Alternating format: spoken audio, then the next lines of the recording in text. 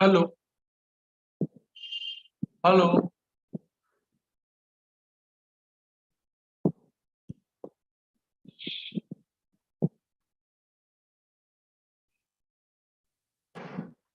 Hello.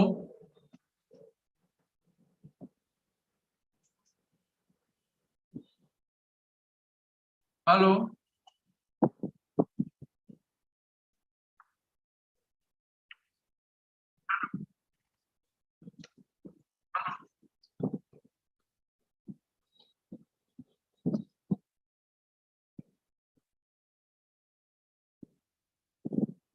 Start प्रयास करें. The person you're calling is not answering. Please try later.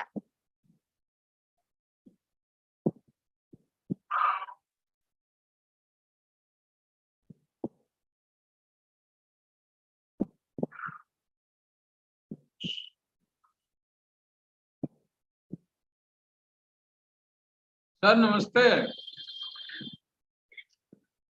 हम अभी ऑनलाइन हैं दोनों, यूट्यूब, फेसबुक और उसमें जूम में। आपको अभी हम ट्रेडिंग पीरियड में हैं, इसीलिए हमको अकेले सब कुछ करना पड़ा, तो बड़ा मुश्किल हुआ, लेकिन हम सक्सेस हो चुके हैं।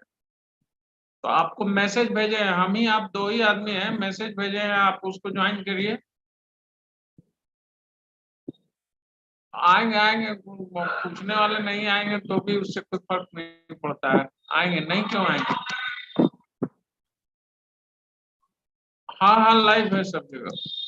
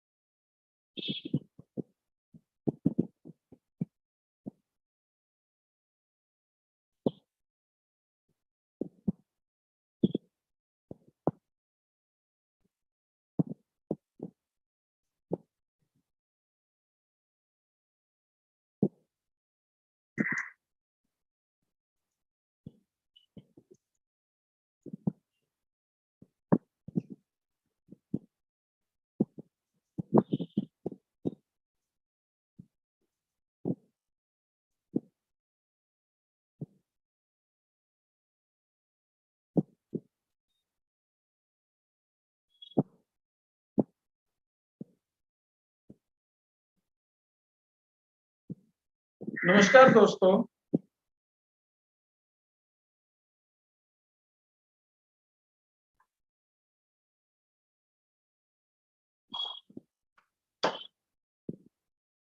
Hello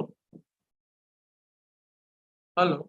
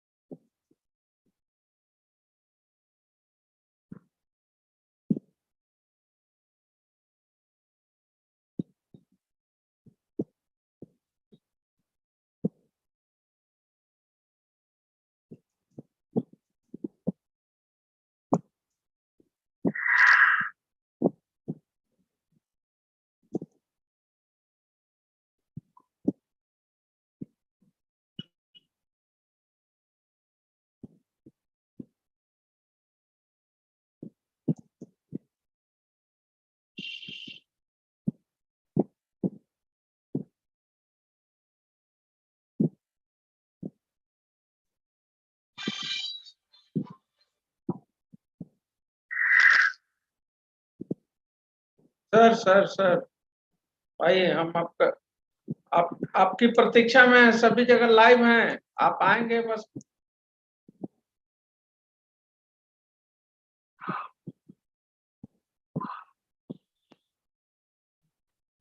hello sir.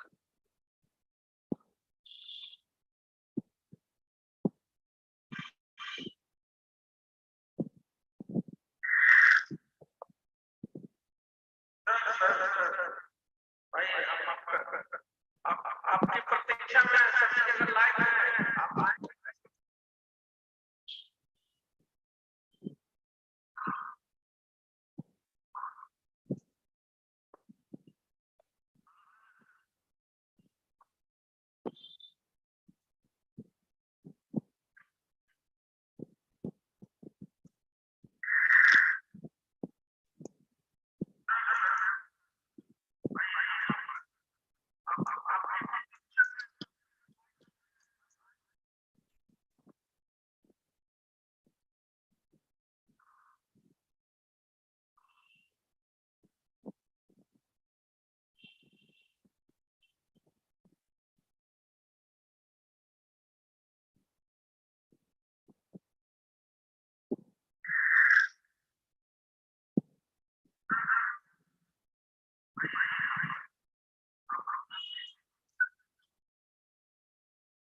ऑन करिए अपना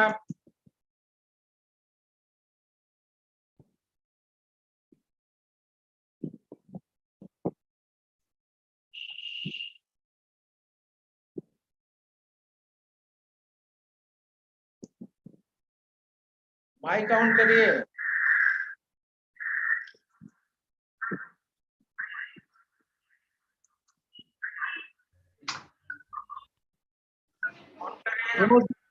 वॉइस देखो तो। हेलो। हाँ, मैं वॉइस आवाज आ रही है? Yes, your sound is purely audible, and video, please kindly on your video. Okay okay. अब देख, सर, वेलकम। आज दृष्टि के इस मंच पर आपका बहुत बहुत स्वागत है। मेरी आवाज आ रही है ठीक ठाक?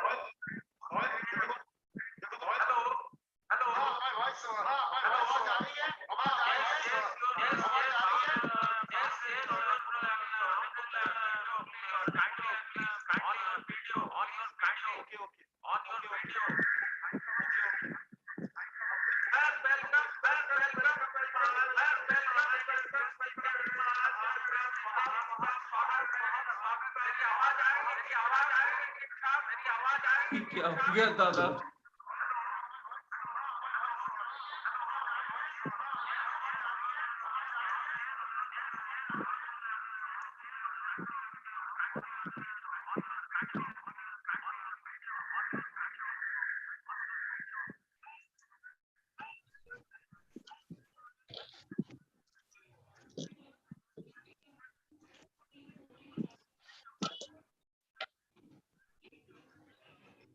मैं समझता हूँ कि अब आवाज पूरी साफ आ रही होगी।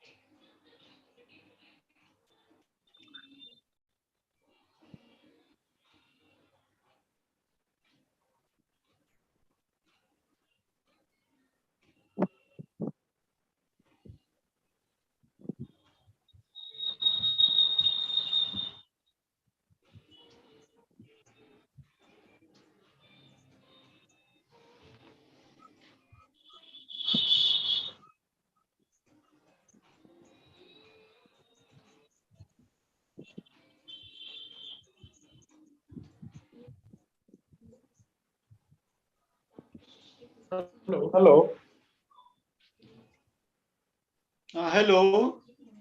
Hello hello. सर नमस्ते। सर नमस्ते। हेलो नमस्ते। आप सुन पा रहे हैं मेरी आवाज? Hello hello hello Pramod ji, मेरी आवाज सुन पा रहे हैं? मैं तो सुन पा रहा हूँ मेरी आवाज, आपकी आवाज।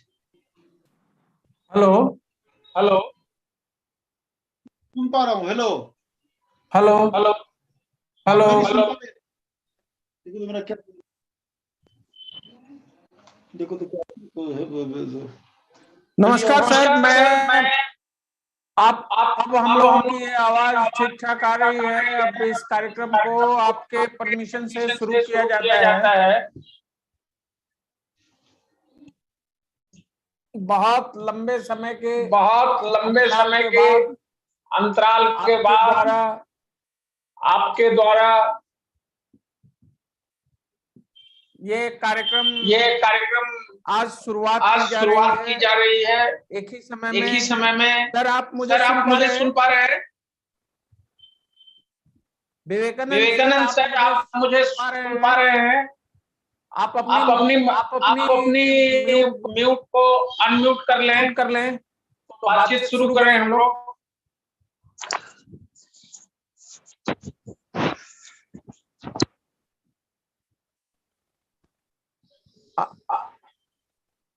मित्रों मित्रों नमस्कार। नमस्कार। आज मेरी आवाज सुन पा रहे हो प्रमोद जी? हाँ ठीक है, हाँ ठीक पहुंच है, रही है। पहुंच रही है। बहुत बहुत धन्यवाद। बहुत बहुत धन्यवाद। मित्रों आज बहुत लंबे समय के बाद दृष्टि के इस दृष्टि के इस चैनल पर राष्ट्रीयता को लेकर के एक विषय एक प्रारंभ विषय प्रारंभ किया जा रहा है। और ये और ये सौभाग्य है दृष्टि का कि कि दृष्टि को भारत के एक बहुत ही ख्याति लब्ध लेखक, पत्रकार और पब्लिक ऑरेटर दृष्टि के इस प्लेटफॉर्म पर आज मौजूद हैं। आप हैं श्री विवेकानंद झा जी। विवेकानंद झा जी वर्तमान समय में रांची रहते हैं। आपने लगभग 6-7 बहुत ही प्रचलित पुस्तकों का लेखन किया है, जिसमें लिविंग लेजेंड ऑफ मिथिला, ये सायम बिहारी और making of Narendra Narendra Modi and unmaking of Nehru. इसके इसके अलावा अलावा अभी अभी इनकी एक पुस्तक आई आई है। है। उस उस पुस्तक पुस्तक का नाम था जो झारखंड में झारखंड ही 2021 के अंतिम में आया है। तो पॉलिटिकल हीरो के रूप में उन्होंने बहुत ही सज्जन और सिद्ध राजनीतिक व्यक्ति को अपनी पुस्तक में जगह दी, जिसको लेकर के देश के कई बड़े लोगों ने अपनी टिप्पणी की है।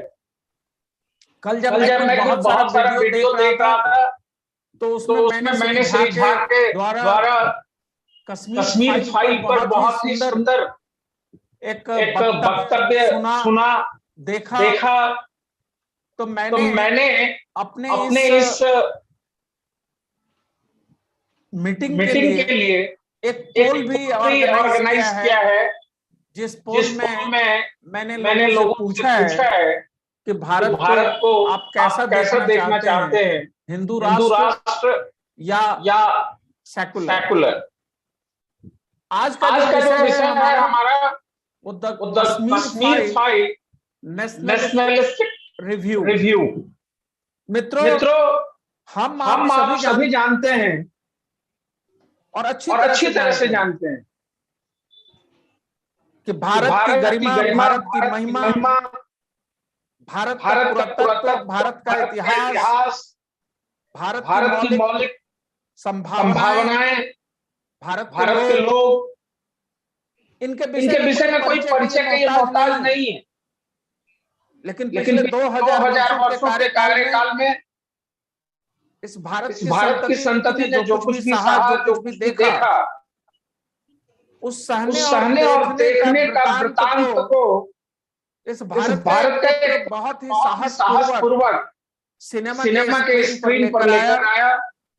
और वो सिनेमा बिना किसी मीडिया के अलग से सहयोग के उसके प्रचार के माध्यमों के संपूर्ण भारतवर्ष में सभी लोगों के द्वारा देखा जा रहा है, सराहा जा रहा है। और प्रसन्नता की ये बात है कि 100 करोड़ वाले क्लब में आज से 3 दिन पहले ही शामिल हो गया।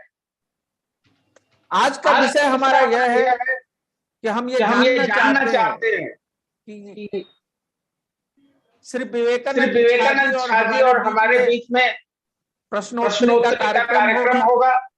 और मैं आदरणीय विवेकानंद जी को इस बात के लिए निवेदन करूंगा कि आपकी सुविधा जिस भाषा में हो, आप जैसी भाषा का उपयोग कर सकते हैं, अंग्रेजी, हिंदी, मैथिली, आप उस भाषा में हमें जवाब दें।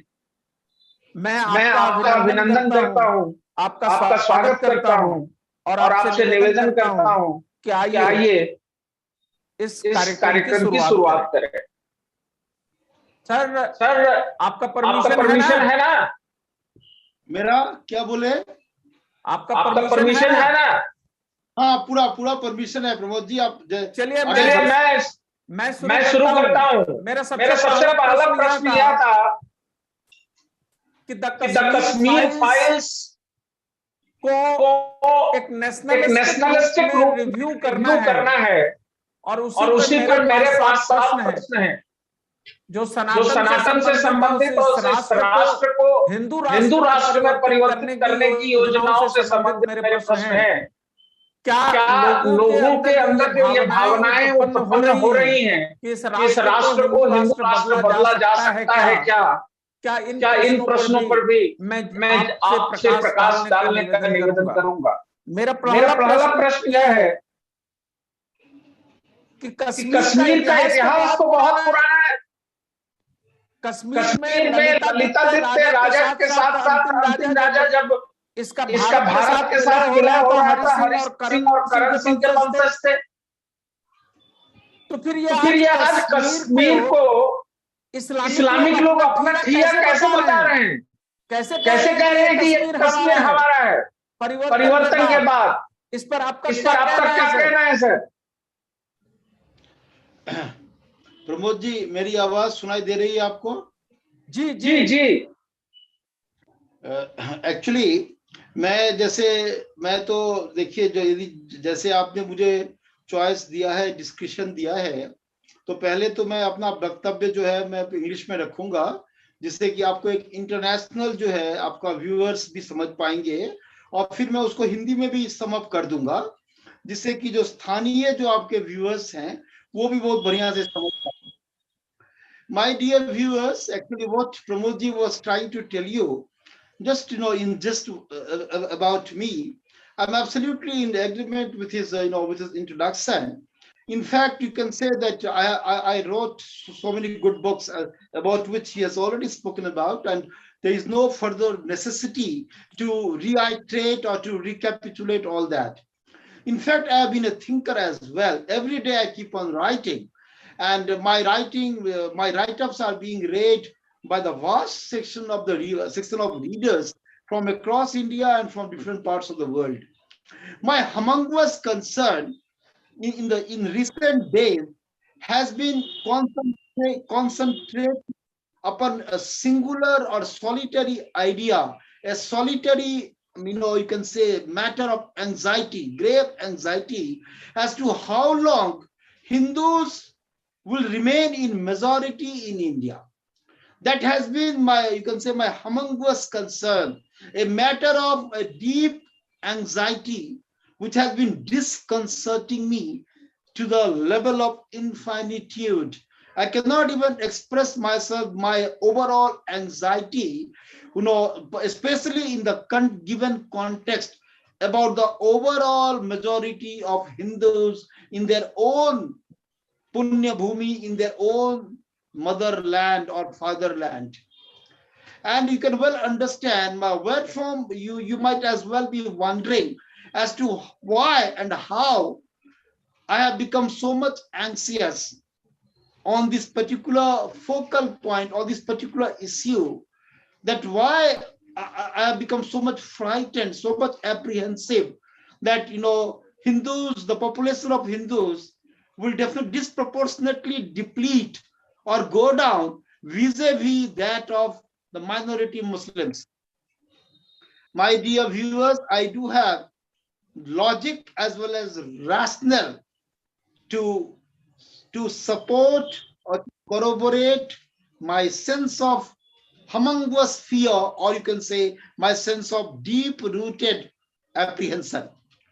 For instance, you all would appreciate the fact that in West Bengal, the overall population of Muslims has almost risen to the point of 30%. Whereas, if we take the overall picture of the nation, nobody is acknowledging it publicly, but privately people know, people understand, or people have come to perceive that the overall population of Muslims somewhere is between 22 to 25%. And mind you, that also is not or should not have been the pivotal cause of my worry, had it not been some sort of a singular agenda of Muslim community to turn India into that of an Islamic nation, because they do have a secret agenda, secret but a definitive agenda to turn India into an Islamic nation.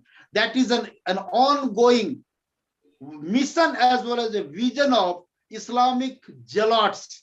And I would say, even the common Muslims somewhere down the line do identify with the aspiration of the Islamic zealots, Islamic fanatics who want to see India being converted into an Islamic nation. Now, the very moot question, as Pramodji would appreciate, because in most of the fora, I have been expressing my deeply felt anguish and apprehension that why does Hindus, or why Hindus alone, despite being the pioneer civilization on earth, despite being the first civilization on earth, today in the entire world are the nationless people. Hindus alone do not have their own motherland, do not have their own nation. Just contrast it with that of the a very microscopic section of people called Jews, or called as Jews. And you would feel that despite being a microscopic, a minuscule proportion of the population, if we consider it from the world point of view, they have their own motherland, that is Israel. So, my dear viewers, you would appreciate this very, very important fact that even Jews, despite being a microscopic section of people, if we just contrast them or compare them with that of the behemoth of Hindu population, which is almost touching around 1 billion, overall 1 billion people within India, you would really feel crestfallen, because only Hindus are deprived of their own nation. Whereas even Jews, as I am repeating or reiterating my observation, even Jews have their own nation. So you can well understand as well as appreciate the sort of a stupendous conspiracy was being hatched soon after the India gained her independence. And most importantly, we all stand devastated the moment we realize that when India was created, when United Akhand Bharat was being fragmented into two different nations, that is Islamic Pakistan and Hindu and secular India, we all have no explanations. We all are bemused. We all are puzzled. We all stand perplexed by some sort of humongous conspiracy which was hatched at that point in time to deprive Hindus of their own motherland. And most, it is really an irony. I consider it as a, you can say the irony of ironies, as a, paradox of all paradoxes. That how was it possible that, that Hindus, by their very birth, by their very, you can say that it is their congenital identity of Hindus to be secular in their very outlook. Because Hindus are, invariably they are secular. And this is not, I am saying from this august podium or from this august platform. This has been very much, corroborated, or it has been emphasized upon in 1893 in the World Parliament of Religions by Swami Vivekananda, when great exponent of Sanatan Dharma or you can say India at that point in time, he had specially, articulated this fact before the August gathering of United States of America in Columbus Hall, when he had said that we took everybody to our bosom. Even Parsis who were being banished from their own country, that is Persia, now it is known as Iran. We Hindus took them to our bosom. That is a stark evidence of our being secular, or the Hindus invariably and congenitally they are secular. There is secularism and Hindus are inseparable in some way or other. Now the moot question, if Hindus are secular by their very nature, by their very inborn nature, what was the intention, what was the purpose, what was the motive behind making India a secular nation and depriving Hindus of their entitlement over their own motherland? It really becomes a very, very nightmarish sort of thought for today's generation of Hindus, when some sort of, you can say, some sort of discord, a religious discord has come to stay in the country, and maybe in future it might also lead to a civilizational clash if the situation is not being arrested, from spiraling out of control.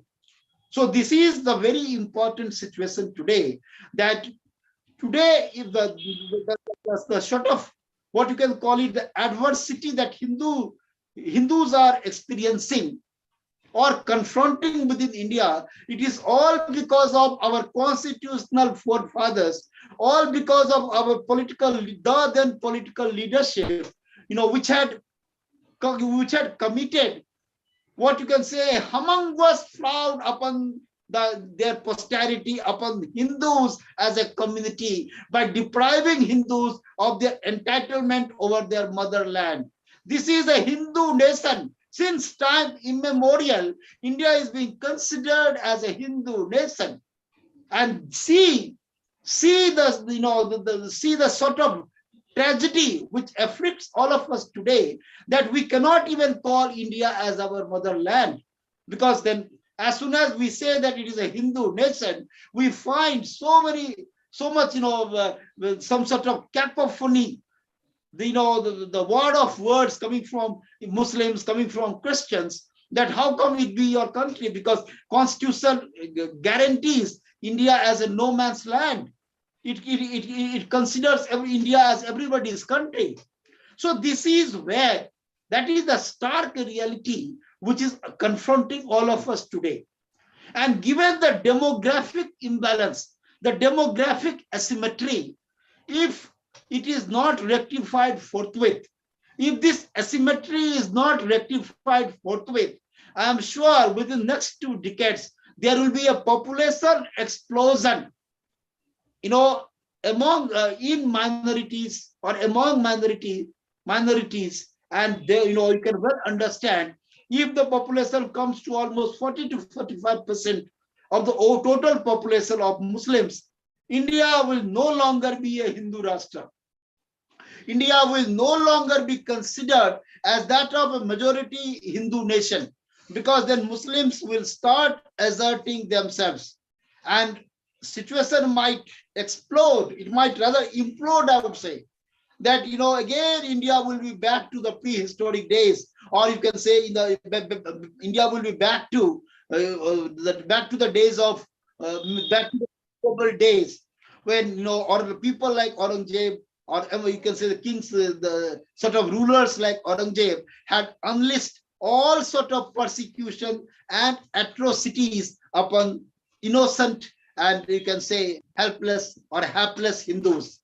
So therefore, on a firefighting mode, situation needs to be instantly rectified. The requisite correctives need to be institutionalized on a firefighting mode. And what exactly should be those correctives? Number one, population control bill is to be introduced on a firefighting mode. And secondly,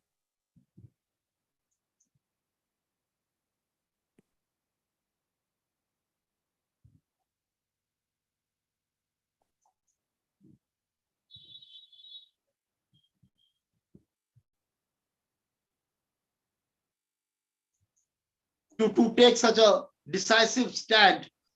But even if government takes up that decisive stand or sums up that courage of conviction to go for the amendment in the constitution, there will be a lot of protest. There will be a lot of, you can say violence. There will be riots across India also, because you cannot, you cannot trust Muslims to remain peaceful if such a change is going to take place in the constitution. But we all will have to negotiate with that particular situation. The fellow compatriots will have to be ready. We'll have to face that particular challenge, because if you don't do it right, forthwith, India as a nation of Hindus is definitely, will definitely undergo some sort of a definitive metamorphosis. It will be a definitive metamorphosis in as much as Hindus will become a minority in their own country of birth. The nation that belongs only exclusively to Hindus, but because of the Himalayan blunder committed in the wake of India's independence by the then leadership, those who are by their sheer whimsicality, because they whimsically propose to impose so-called secularism upon the country, which has created havoc with the passage of so many decades, as we all are witnessing today, that how it has become, India has been reduced to as a no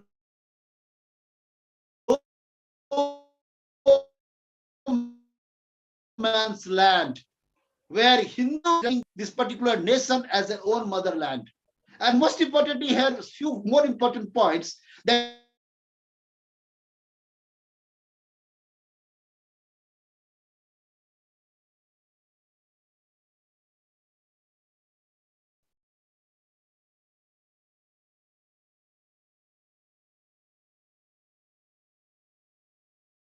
because or since time immemorial, or it has been the land of Sri Ram and Sri Krishna, because Sri Ram is the soul of Bharat Barsha. This is being recognized not only by the Hindus, not only by Hindus, but even by Muslims as well. One of the great scholars of Muslim had already described Lord Sri Ram as that of Imam-e-Hind. So you can well understand the overall importance of Sri Ram as a raison d'etre and summum bonum of Bharat Barsha that cannot be altered, that cannot be denied, and far less or let alone it can never be considered even remotely to obliterate the sign of India being that of a Hindu nation. But this is what you can call, indeed it is a very, very grave danger that is staring at the face of Hindus today. That is a demographic asymmetry, demographic distortion. And if this demographic asymmetry is not being taken care of, it will definitely it will adversely impact upon Hindus and that too not in the distant future, but barely after 2 decades, it is going to starkly impact Hindus. So therefore, it is, especially as Pramodji was trying to say, Kashmir files. Now let me describe a few points about Kashmir files. So far as Kashmir files is concerned, it is the stark reality. There is no question of any dispute whatsoever. But see, this is an irony of ironies, a paradox of paradoxes, as I would like to describe the scenario evolving out of the showing of the movie, The Kashmir Files. See the tragedy of Hindus today, especially taking the case of West Bengal, where the incumbent Chief Minister Mamata Banerjee has already imposed some sort of ban. And she has described it as a fiction. So you can well understand Hindu leaders are describing the stark reality as a fiction purely for preserving his or her vote bank politics. Since we all know that how Mamata Banerjee so overwhelmingly depends on Muslim vote banks, so she can never acknowledge it publicly that the movie is nothing but a stark reality which has been depicted or portrayed in that, in celluloid. So this is the biggest tragedy of this country. Hindus today stand divided as never before. Caste factor is also a decisive factor which has prevented the Hindu consolidation. We all Hindus, we stand divided among Brahmins, Kshatriyas, Dalits and all that. But Muslims are united. This is the only community which has a singular identity of Islamic brotherhood. Whereas we Hindus are divided, subdivided. And again, there is another group among Hindus, there is no dearth of Kalidas. We find Kalidas are just proliferating everywhere. And contextually, I would like to explain Hindus, a section of Hindus as Kalidas, because if you can just recollect or recall the incident of Kalidas, just by way of an anecdote, we all know how he was cutting the same stump of a tree upon which he was sitting. So Hindus have, the Hindus have no dearth of Kalidas, such Kalidas, because we see So many narratives are being built up as soon as the Kashmir files was shown in celluloid.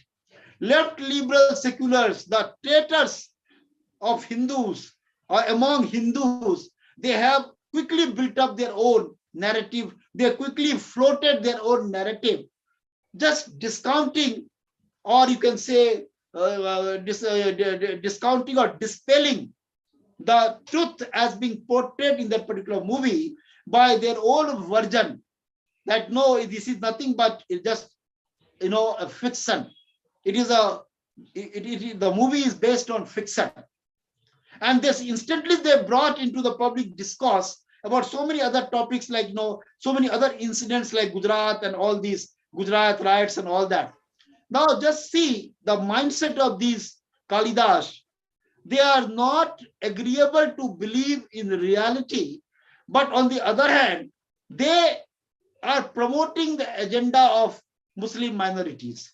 They are siding with Muslims to weaken and emasculate Hindus further. So this is the inherent contradiction within Hindu community, against whom Hindus, the Hindus will have to fight.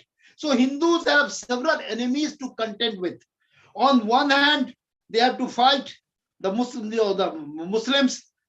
On the other, they have to fight such elements who are hell-bent on weakening and emasculating Hindus further. So you can well understand that we have such inherent contradiction to contend before we can emerge as a consolidated identity of being Hindus. And this is very, very important, because situation demands or situation warrants that there should be a common Hindu identity. Otherwise, Hindus will become extinct in another 2 to 3 decades. Since given the inherent contradiction, we will have to ensure that caste factor, there should be no mobilization. There should be a consolidation along that of the religion called Hindus. Now I'm coming to a very important point, that is Sanatan values. I have often seen, especially in the networking sites like WhatsApp and all that, there are so-called intellectuals, pseudo-intellectuals. They come up with their own arguments. They come up with their own reasoning. They come up with their own logic. They try to argue that we should be broad-minded people. Vasudhaiva Kutumbakam is our vision. It is our goal. So we should not, straitjacket ourselves into a narrow definition of being Hindus, so as to alienate our Muslim brothers and all Christians and other minority community. This is another Goebbelsian propaganda. Vasudhaiva Kutumbakam has played a pivotal part in weakening the Hindu consolidation, because you all would appreciate that where is that Vasudhaiva Kutumbakam today? India, the Akhand Bharat or United India, still divided, because we always kept on trumpeting these higher, lofty ideals of Vasudhaiva Kutumbakam. And in the process of doing so, we started getting shrunk and shrunk. We have been shrinking, whereas we kept on espousing for this cause of so-called Vasudhaiva Kutumbakam. This is a very gray area which needs a proper introspection, a thorough introspection. That how long we'll keep on all these lofty doctrine, whereas in the process we get ourselves annihilated, because it is as good as getting annihilated.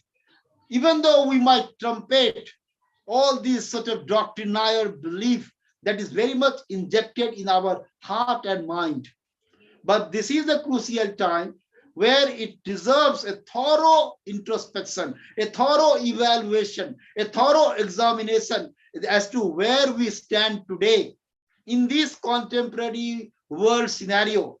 We Hindus, despite talking loftily, we stand nowhere. We are being an object of derision or mockery by Muslims and Christians and all these people, because they intrinsically believe that we are cowards. It is a sign of pusillanimity that we are unable to, lay our claim upon India as the nation of Hindus. So we are taking recourse to all these sort of philosophical beliefs and philosophical, you can say higher philosophical ideals, because we have no strength within us to ensure that India becomes the nation of Hindus. Hence, in this backdrop, it becomes absolutely desirable on the part of Hindus to emerge as a monolithic identity, to emerge as a consolidated identity of that of being Hindus. It is a time, again, I reiterate, and that my reiteration should be taken as, should be taken without an iota of exaggeration or without any sort of hyperbole, that it is a time that Hindus should unite as Hindus. And Kashmir Files is a reminder to all of us that if we don't unite, entire India will become just like Kashmir. Hindus will be driven out of India, like Parsis were driven out of Persia. But then Hindus existed in India then to provide asylum to the fleeing Parsis. But who will provide asylum? Who will provide shelter to the fleeing Hindus from India? None, my fellow brethren, fellow compatriots. Nobody is going to provide us asylum. Nobody is going to provide us any type of comforts, any type of shelter. It is us Hindus who have to guarantee our security within India. And that security, not only for today, but even for posterity, is to ensure that India becomes a Hindu Rashtra by constitution also, as well as through our, through institutionalizing all Hindu beliefs. And at the same time, it doesn't mean that minorities should be reduced to second-class citizenship. No, our Muslim brethren, Christians, all will be given, all will have, the equal citizenship right, equal in that particular nation, which is nation Hindu Rashtra. So this is all I had to say, Pramod ji. अब क्या प्रमोद जी? जी मैं सुन रहा हूँ.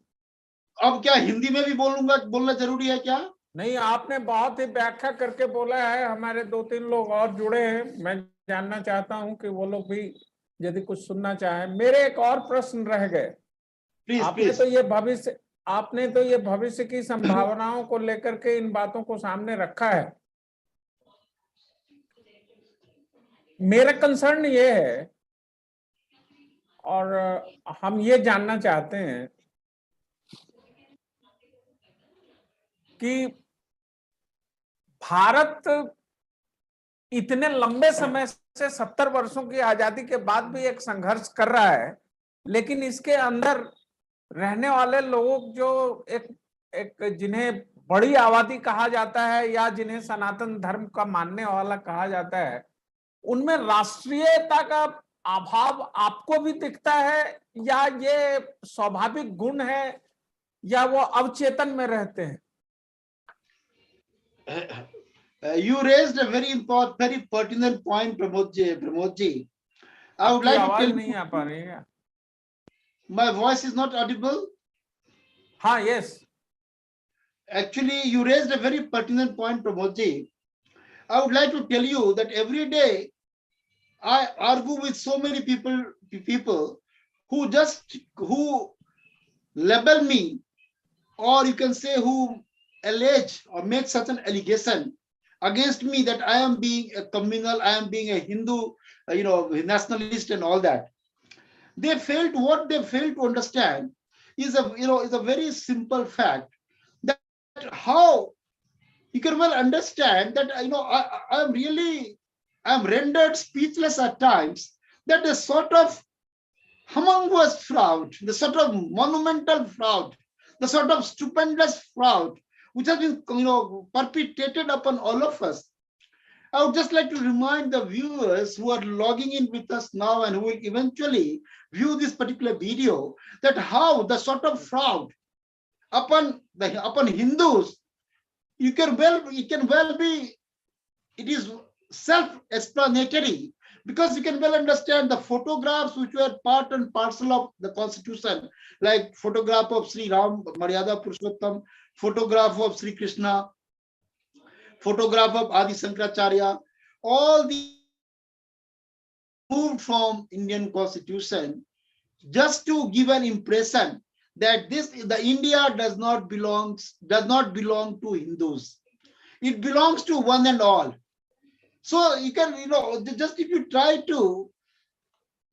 just try to test out India's constitutional history, you would yourself discover the sort of, everywhere there was, there was perfidy was galore, or perfidy galore was being committed against Hindus, to give an impression to other community that India is no man's land and everybody eternally will have a claim over this country. Otherwise, the first Prime Minister of India, why he was so dead against the revival of Somnath Temple? He was absolutely against the revival of Somnath. And when Dr. K.M. Munshi tried to revive Somnath Temple, Nehru was absolutely displeased with him. So much so that when Dr. Rajendra Prasad, the first president of India, accepted the invitation to preside over the function of revival of Somnath Temple in the capacity of a chief guest, Nehru was also dead against that. He tried to dissuade Dr. Rajendra Prasad from participating in that function. So you can well understand that Jawaharlal Nehru staunchly resented any advancement of or any glorification of Hinduism.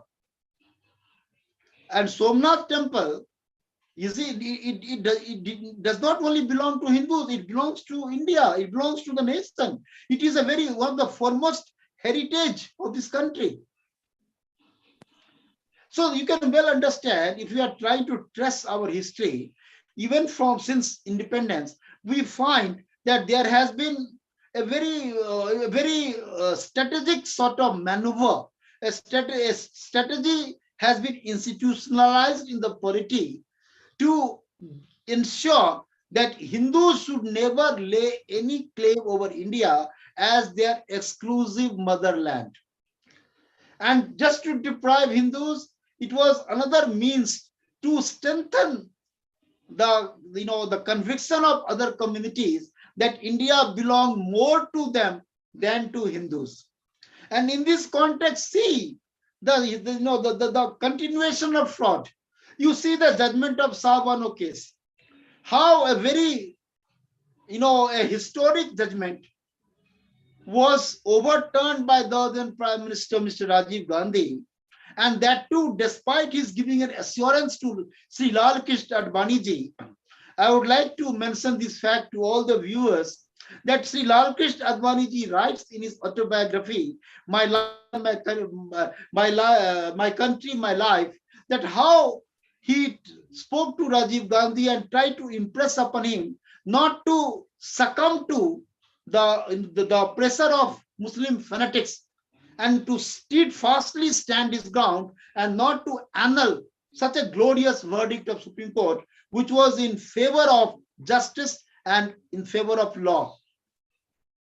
But Lal Krishna Advani ji writes that he too was amazed.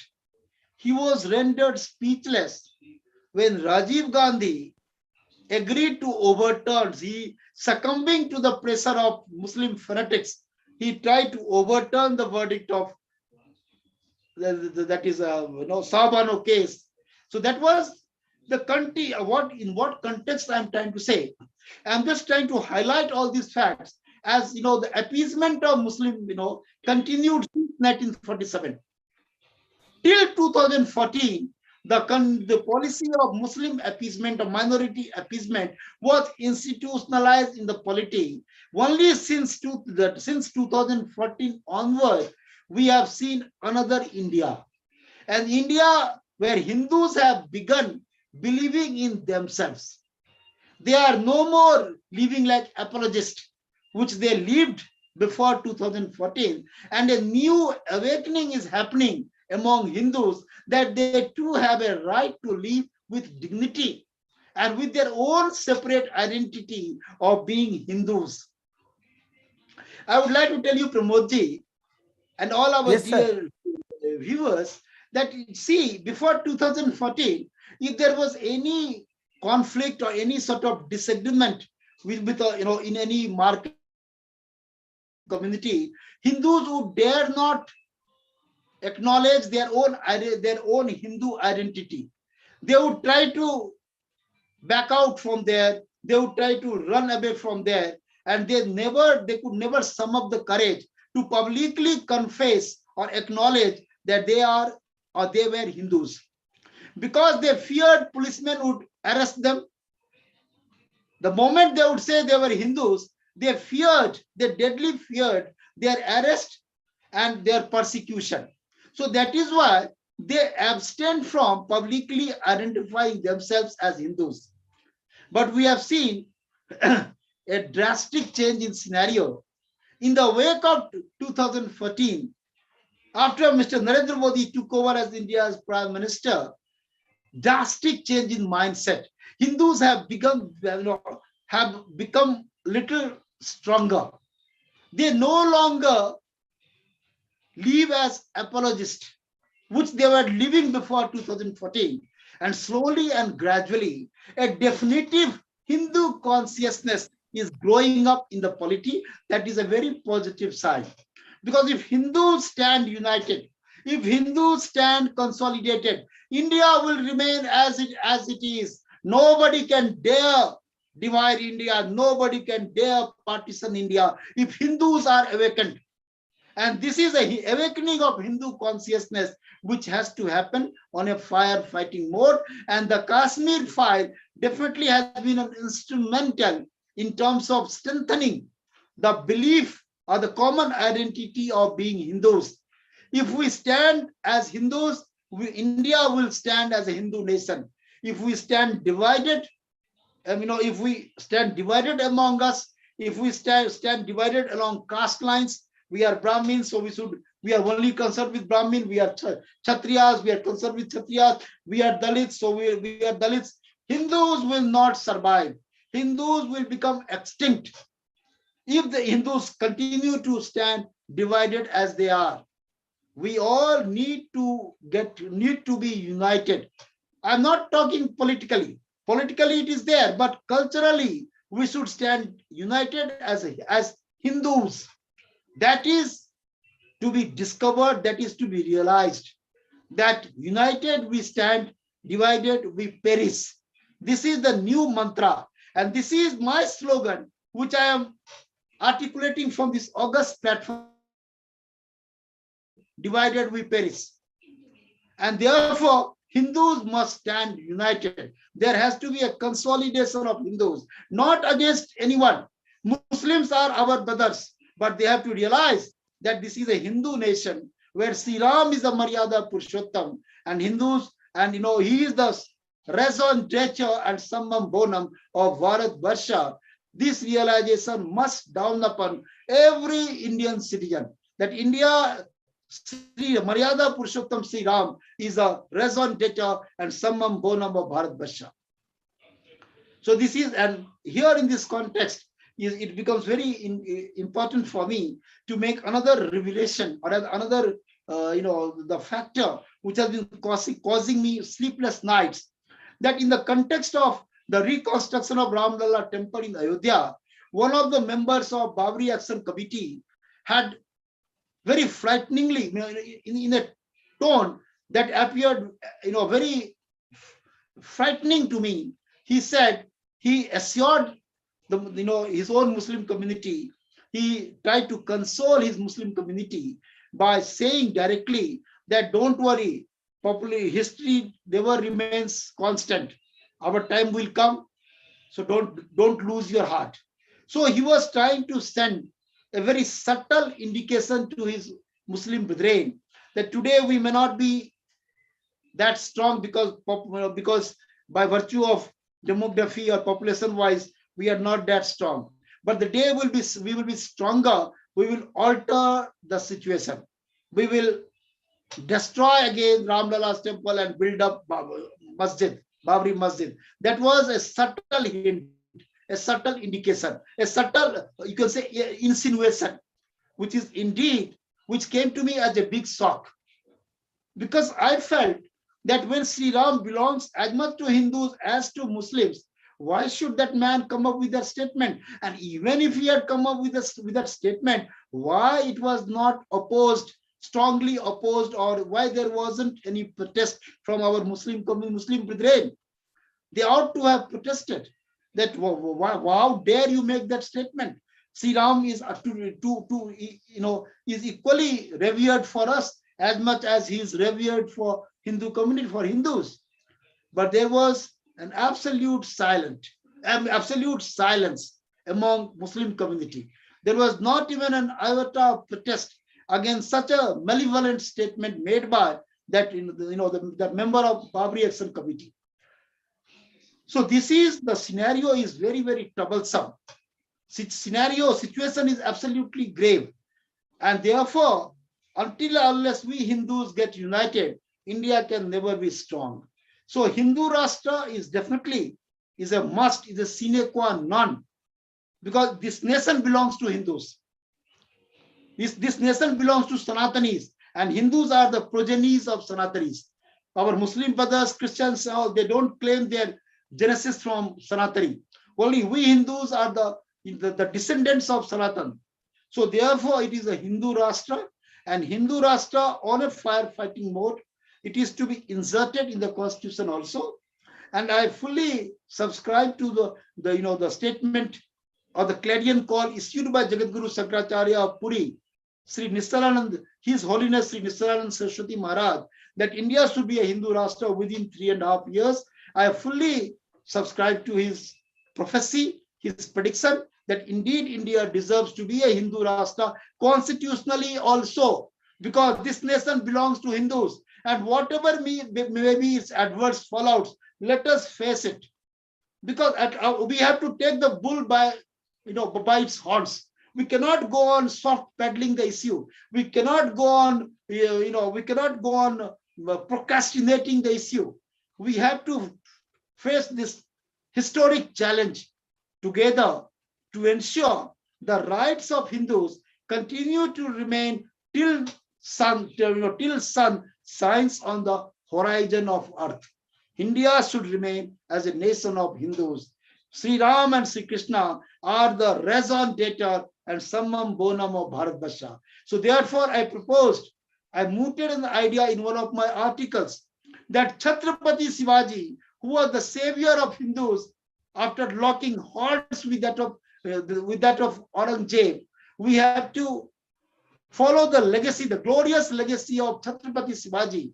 We have to take to swordsmanship as well as the wisdom of Bhagavad Gita together to preserve Hinduism. Hinduism once again returns to its own primacy of its place, and it becomes as it has always been. It should lead the world as a Jagat Guru. This is what is my humble submission. Thank you, Pramod ji. बहुत बहुत धन्यवाद sir, आपने पूरी बात को रखा और कई चीजें आपने स्पष्ट की, बहुत साफ तरीके से आपने अपनी बात को रखा है। मेरे मन में दो और बातें हैं। एक तो ये कि हमारे पुरखों ने इस सारी चीजों को बनाए रखने के लिए 4 मठों की व्यवस्था की, और हमारे देश में सभी मंदिर और मठ है। इन मठों ने या तो अपनी जिम्मेवारी नहीं निभाई, या अभी तक ये चल रहे हैं तो इन्होंने हिंदू सनातनियों का ध्यान नहीं रखा, जिसके 2 परिणाम हुए। पहला तो हिंदू के सामाजिक समरसता का जो माहौल था वो बिगड़ गया, जातिगत समीकरण बहुत तेजी से आपस में टूटा और जातियां ज्यादा उभर कर सामने आई बनिस्पत इसके कि हम सब एक है। पहला प्रश्न।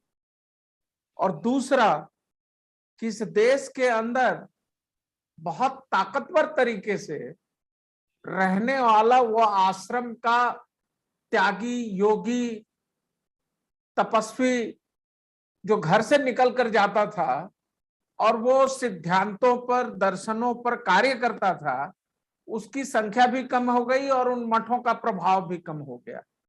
आपका अध्ययन इस पर क्या कहता है? I'm absolutely, Prabhuji, I'm absolutely in agreement with your observation, because we have to appreciate this fact that the very institution of Sankaracharya, because India, as I already wrote a couple of articles on this particular theme, that India actually, all Sanatan values was preserved by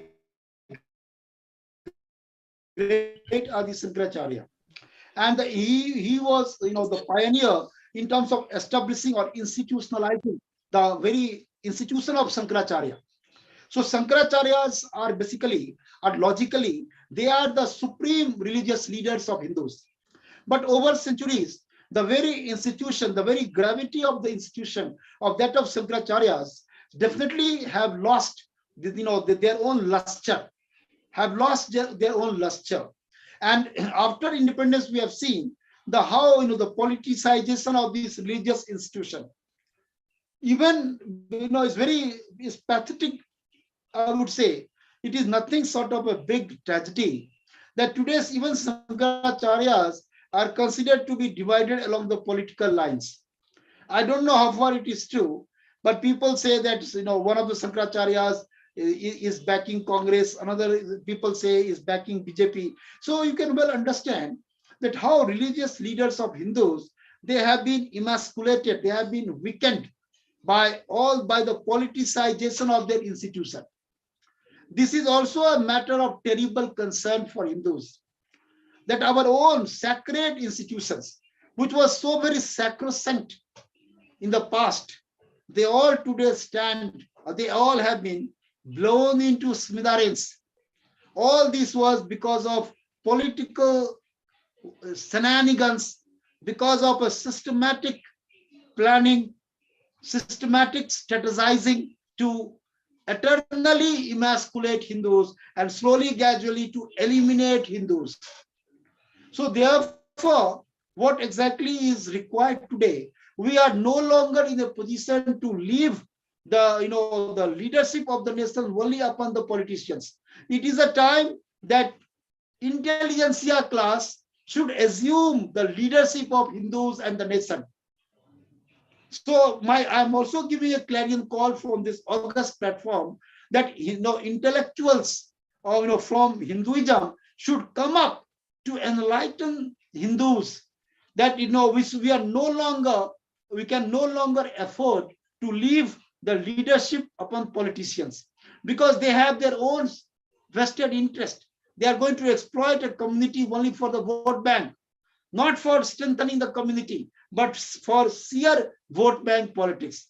Therefore, it becomes absolutely incumbent on the part of intelligentsia class among Hindus to take upon the leadership, to take upon the task of awakening the Hindu consciousness among Hindus, that they should no longer remain divided, but they should stand together in fraternal bonding. And that is how Hindu consolidation can take place in the country. Mind you, once again, I am reiterating that so long our Hindus are united, India will remain strong. Nobody can ever think of partitioning India. But once Hindus stand divided along its own caste lines, obviously India will undergo another process of vivisection of the republic. That is why it should be considered as a warning from my side to my fellow brethren, to fellow compatriots, that we all should join hands to preserve the pristine values of Sanatan, pristine Sanatan values. That is the pristine values of Hinduism. And therefore, religious institutions need to be strengthened. The institution of Sankaracharya being so much sacrosanct and sacramental, that institutions need to be strengthened, and it needs to get its primacy as it had enjoyed centuries back. So this is one of my, this has been my humble submission to your question, Pramod ji. Okay, fine. आपने बहुत ही बढ़िया ढंग से अपनी बातों को रखा। मैं समझता हूं कि हम लोगों के साथ अभी एक हमारे मित्र जुड़े हुए हैं, आदरणीय श्री मनोज जी, बहुत ही इफेक्टिव एडवोकेट हैं, और एक प्रोफेसर एसके पांडे जी भी हमारे साथ हैं और वो भी सुन रहे हैं।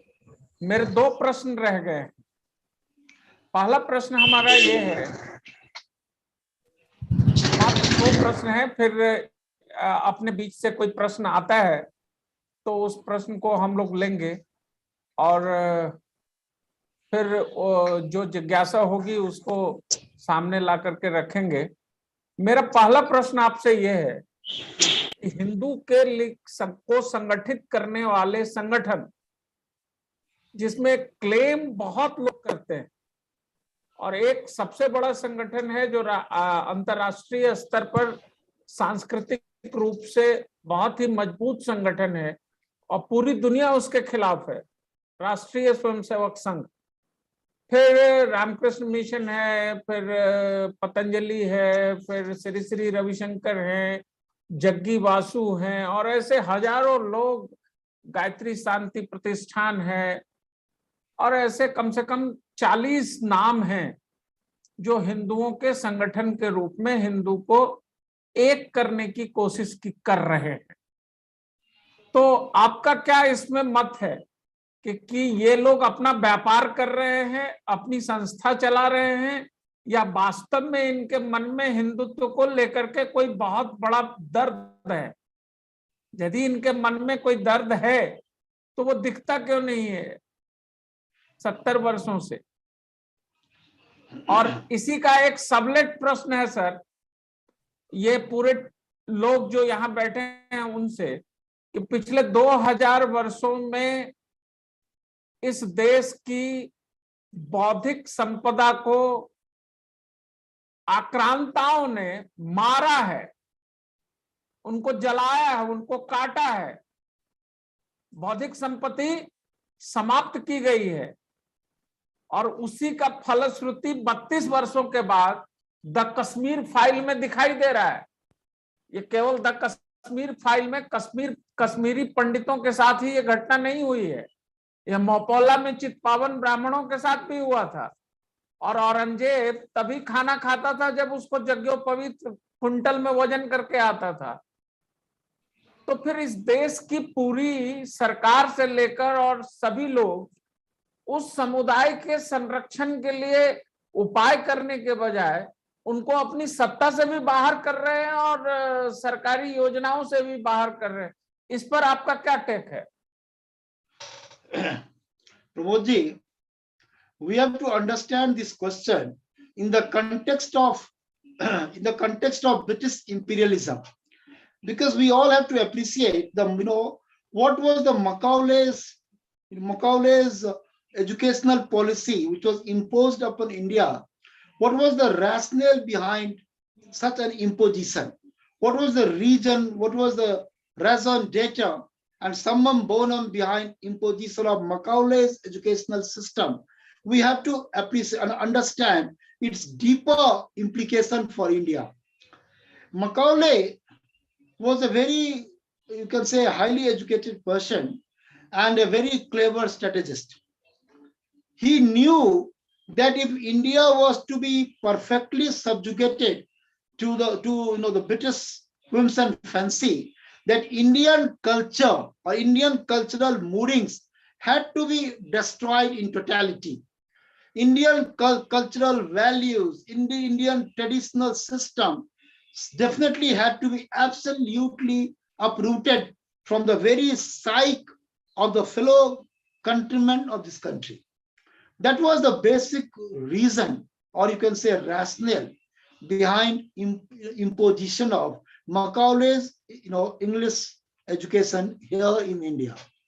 When Indian youth had begun studying English, English philosophies, English language, English culture, they felt so much fascinated by the exotic ways of life, by the Occidentalism, that they began, in the same corresponding measure,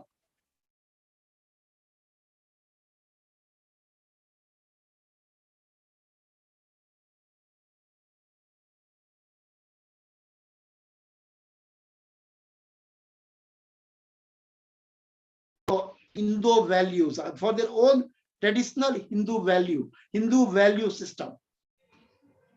So you can well understand that all the damage which is visible today has not been the result or the consequence of only few decades, but it has been the manifestation of all the sum total of all these all these adversity that befell Hindus, or you can say Indians.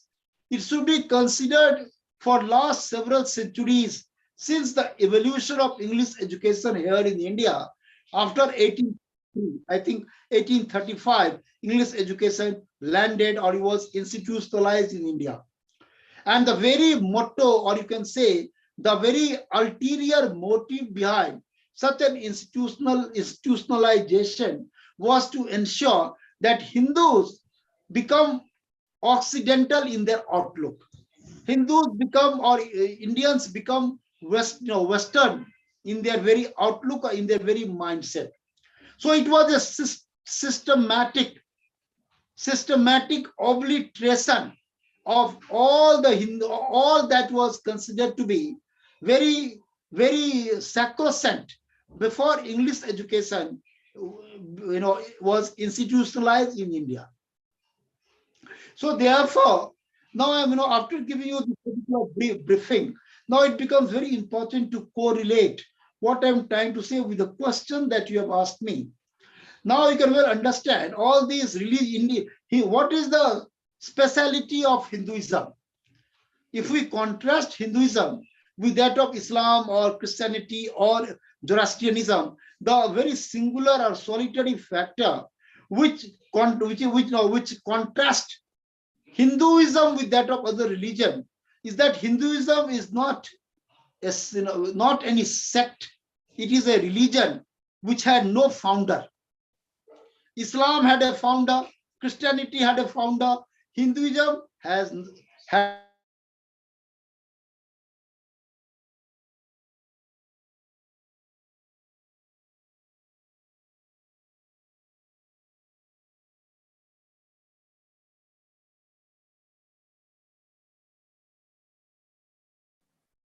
Sir आपकी आवाज,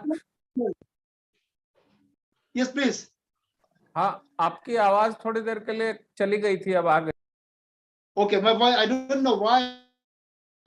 आप बोलिए. Fluctuation maybe because of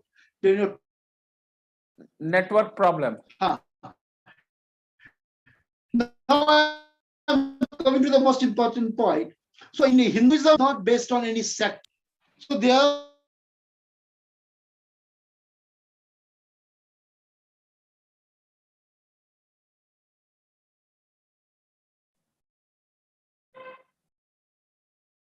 have believed in such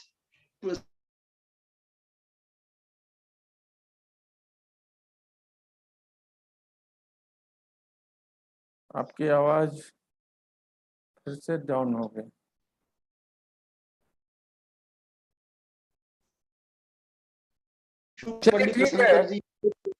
हाँ, so many other people. It is all because of the single factor that Pandit Ravi that they all have their own vested interest. They want people to associate with them as a primary factor, and of course to believe in Hinduism and all that comes secondary.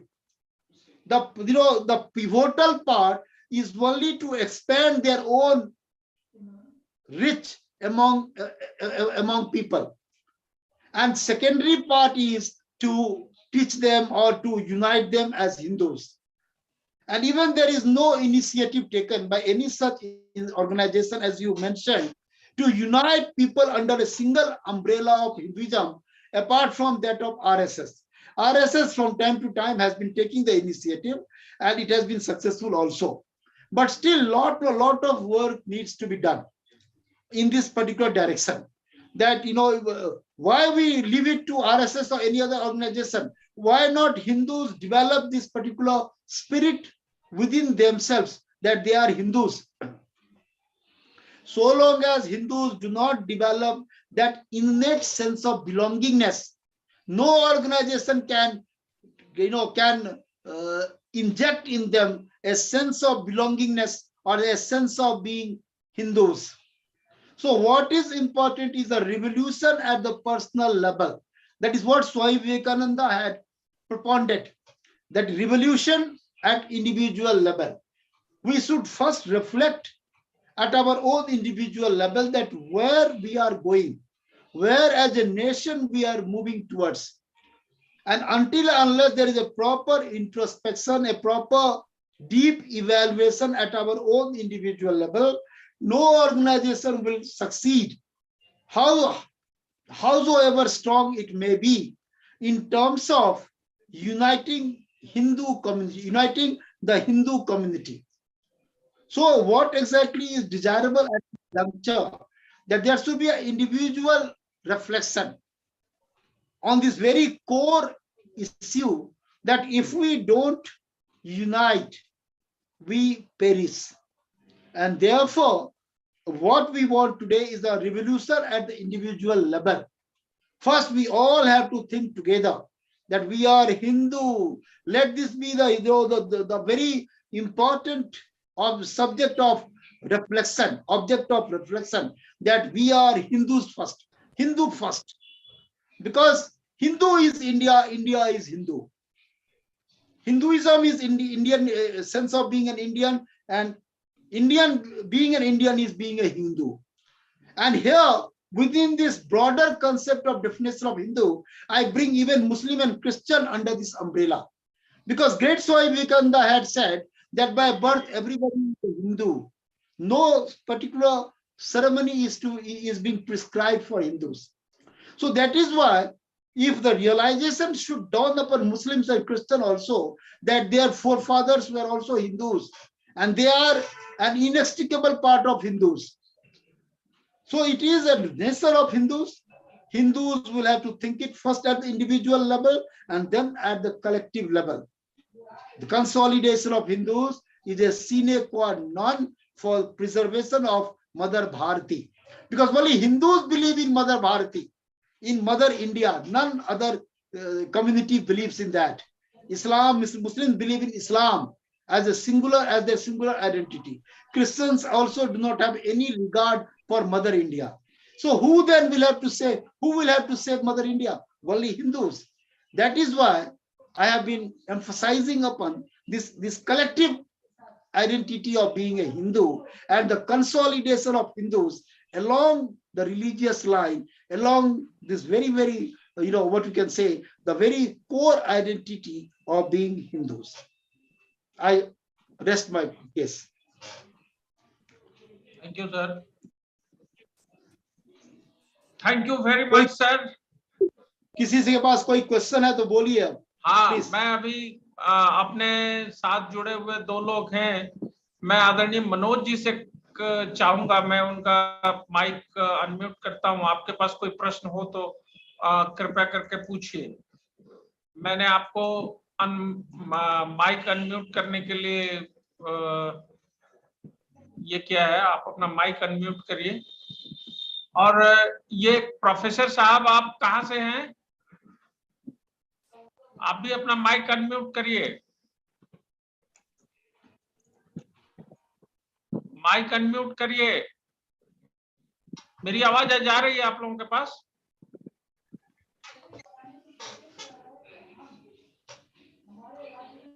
Mic unmute करिए। Manoj ji, mic unmute करिए। हाँ professor साहब, आपने अपना mic unmute कर लिया? कहाँ से हैं आप?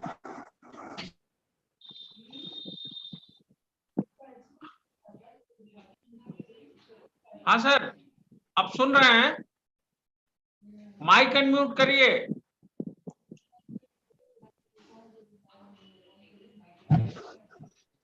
हाँ सर, मेरा क्वेश्चन माइक था अनम्यूट करिए, माइक। भारत हिंदू। आप बोलिए।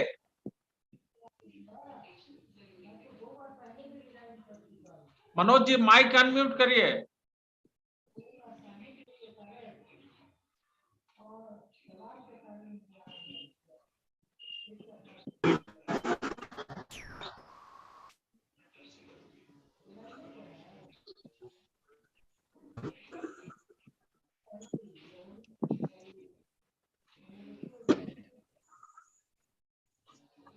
हेलो।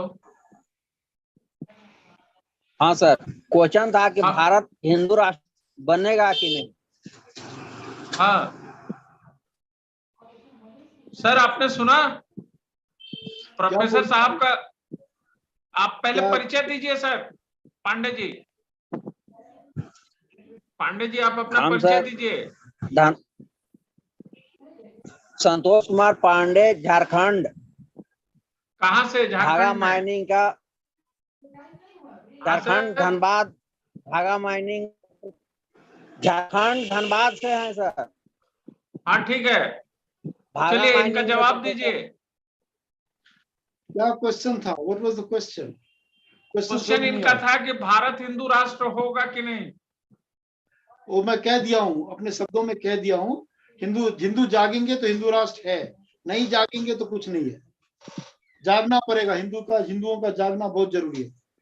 हिंदू जागेंगे तो ये देश हमेशा से हिंदू राष्ट्र रहा है और संवैधानिक तौर में भी हो जाएगा। ठीक, नहीं ठीक। Manoj ji, question please.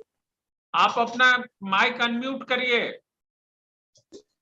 आपके हैंडल में माइक अनम्यूट का ऑप्शन है, तो आप बोलिए, उनको माइक अनम्यूट करिए। संतोष जी आपको जवाब दिया विवेकानंद जी ने। उन्होंने कहा कि आप हिंदू यूनाइट कर लीजिए तो भारत हिंदू राष्ट्र है।